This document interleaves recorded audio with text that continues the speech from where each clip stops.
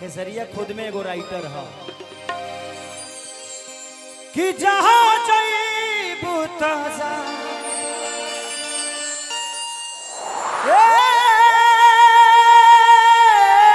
सनम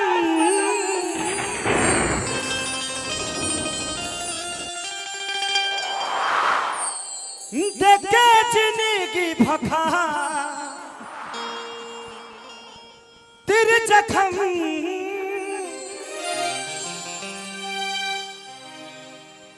कि जनी सोचा हमारा बारे में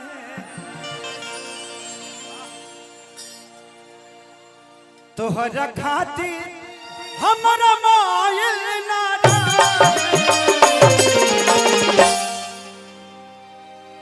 ई प्यार काल्हे परसो के काजिल नारा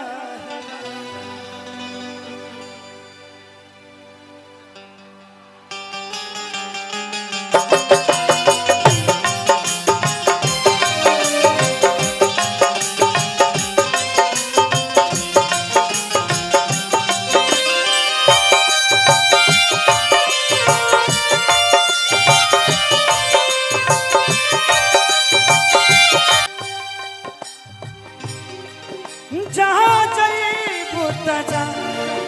सनम देखे जिंदगी भखा तेरे जख्म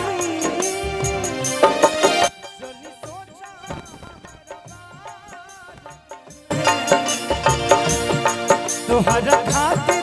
हमारा मायल नारा काल्हे परसो